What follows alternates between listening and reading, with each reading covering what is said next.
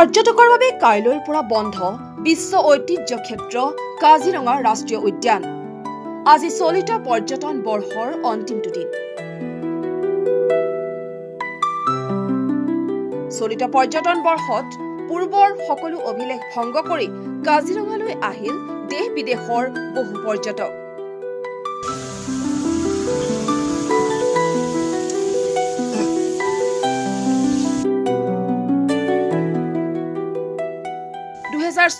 বৰ্ষৰ 1 অক্টোবৰ তাৰিখে পৰ্যটকৰ বাবে মুকলি হোৱা কাজিৰঙা কাইলৈৰ পৰা পৰ্যটকে উপভোগ কৰিব নোৱাৰিব কাজিৰঙাৰ সৌন্দৰ্য।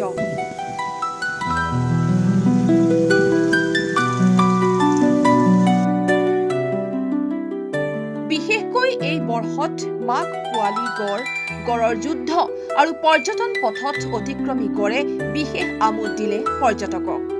সমানে গড়কেন্দ্ৰিক পৰ্যটনত এই বৰ্ষত বাঘৰ ভূমিকা অপৰিহাৰ্য।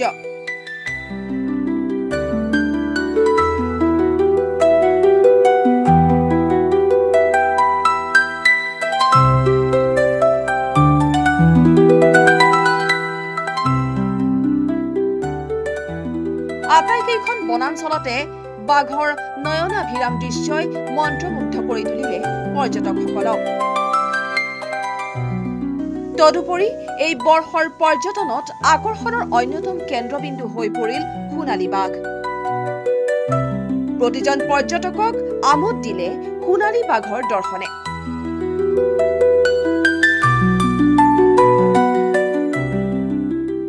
এই পৰ্যটন বৰ্ষটো পৰ্যটকৰ লগতে কাজিৰঙা ৰাষ্ট্ৰীয় উদ্যান কৰ্তৃপক্ষৰ বাবে এটা সফল পৰ্যটন বৰ্ষ হিচাপে পৰিগণিত হৈছে।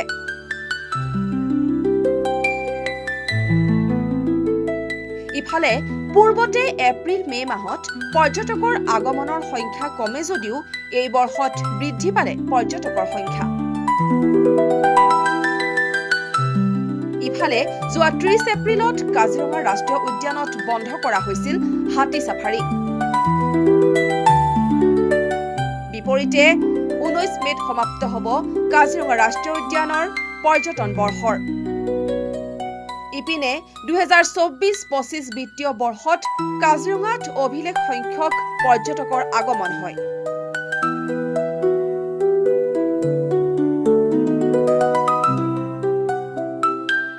মুঠ 4,06,564 গৰাকী পৰ্যটকে কাজিৰঙা দৰ্শন কৰিলে বিত্তীয় বৰ্ষটোত। ইয়াৰে 17,693 গৰাকী বিদেশী পৰ্যটক।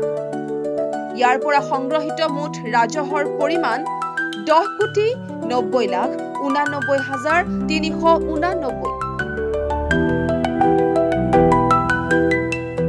ইফালে অহা পৰ্যটন বৰ্ষৰ পৰা হাতী চাফাৰীৰ ক্ষেত্ৰত নতুন নীতি নিয়ম প্ৰৱৰ্তন কৰিব কাজিৰঙা ৰাষ্ট্ৰীয় উদ্যান কৰ্তৃপক্ষই। এইবাৰ পৰ্যটন বৰ্ষ ভালেই হৈছে। অলপ বৰষুণৰ বতৰৰ কাৰণে ৰাস্তা পদূলিবিলাক অলপ বেয়া হৈছে। আমি ভাবিছিলোঁ যে অকণমান ৰাস্তা পদূলিবিলাক ৰিপেয়াৰিং কৰি এই মাহটো দিলেহেঁতেন, কিন্তু এই মাহটো বঢ়াই নিদিলে, যিহেতুকে ৰানিং পৰ্যটন বৰ্ষৰ শেষ দিন বুলি আমি এতিয়ালৈকে নটিফিকেশ্যন পাইছোঁ। চাইটিং কেনেকুৱা হৈছে? চাইটিং এবাৰ বহুত সুন্দৰ। সোণালী বাঘৰ চাইটিং হৈছে, নৰ্মেল টাইগাৰৰ চাইটিং হৈছে, বাকী জীৱ জন্তু ৰাইনো, বফেলো, এলিফেণ্ট, চম ডিয়েৰ, হক ডিয়েৰ, চাম্বাৰ, সকলো ধৰণৰ জীৱ জন্তু এবাৰ ধুনীয়া চাইটিং হৈছে। বিশেষকৈ ব্যক্তিগত হাতী চাফাৰীৰ ক্ষেত্ৰত কঠোৰ হোৱাৰ ইংগিত কাজিৰঙা ৰাষ্ট্ৰীয় উদ্যানৰ সঞ্চালক ডক্টৰ সোণালী ঘোষৰ।